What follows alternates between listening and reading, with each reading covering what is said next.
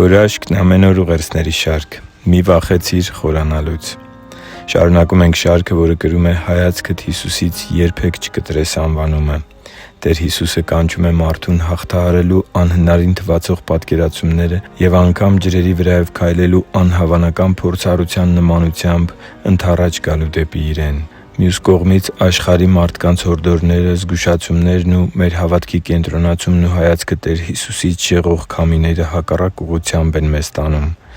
Սիրելի՛ բարեկամ, հավատացյալ մարդուն ամենաշատը տրվող խորհուրդներից մեկը հնչում է այսպես. «Զգույշ եղիր, հանկարծ չխորանաս հավատքի մեջ»։ Մարդիկ սկսում են ահասարսուռ պատմություններ պատմել, թե ինչպես են մարդիկ խորացել հավատքի մեջ և իբրև թե կործանվել։ Աշխարհի տված մի խորացիր խորհուրդը չարից է, որովհետև առանց խորը հոգևոր արմատների առաջին իսկ թեթև քամին կամ դժվարությունը մեզ հետ է շպրտելու դեպի նախկին կյանքն ու մեղավոր սովորությունները։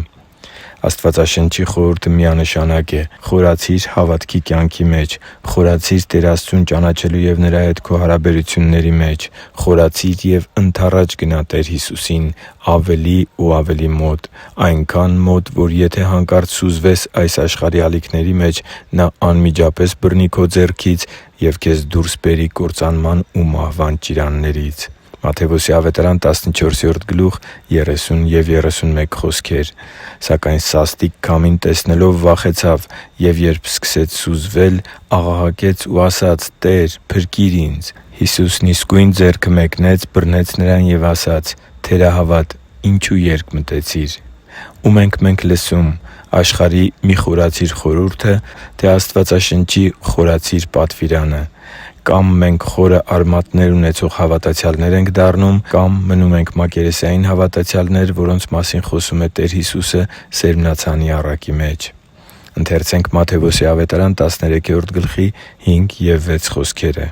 «Իսկ ուրիշները քարքարոտ տեղ ընկան, որտեղ շատ հող չկար, և իսկույն բուսնեցին հողի սակավության պատճառով, բայց երբ արևը ծագեց, վառվեցին և որովհետև արմատ չունեին, չորացան»։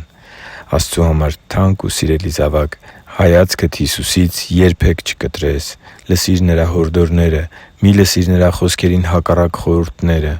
Երբ Նա կանչում է քեզ առաջ քայլելու դեպի Իրեն, հավատքով գնա առաջ։ Նա՛ է քո Փրկիչը։ Նա՛ է քո Պաշտպանը։ Նա՛ է քեզ զորացնողը և քեզ դժվարություններից ազատողը։ Բացի մակերեսային արմատներ ունեցող հավատացյալի մասին Տեր Հիսուսի զգուշացումից, Աստվածաշնչում նկարագրվում է նաև հավատքի մեջ խորացած, հավատքի կյանքում խորը արմատներ ունեցող մարդը։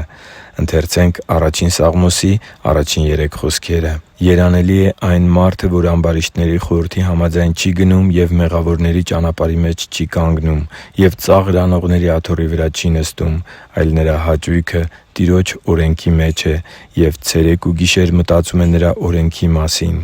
Նա ջրերի հոսանքի մոտ տնկված ծառի պես է, որ իր պտուղը տալիս է իր ժամանակին, և նրա տերևը թառամելով չի թափվում, և ամեն ինչ, որ անում է, հաջողվում է նրան»։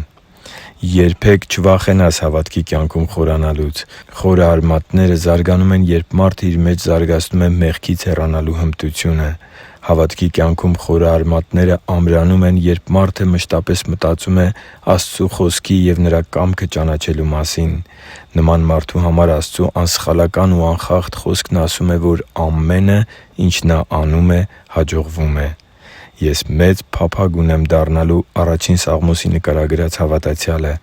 Ես փափագ ունեմ, որ լինեմ ջրերի հոսանքի մոտ տնկված ծառի պես, այլ ոչ թե ոգևորությամբ աճած ու արմատներ չունեցող ցորենների նման, որոնք առաջին իսկ դժվարության ու հալածանքի պարագայում չորանում են։ Ես ուզում եմ խորանալ Աստծու հետ մտերմության մեջ և հնարավորինս մոտենալ իմ Փրկչին։ Իսկ դու…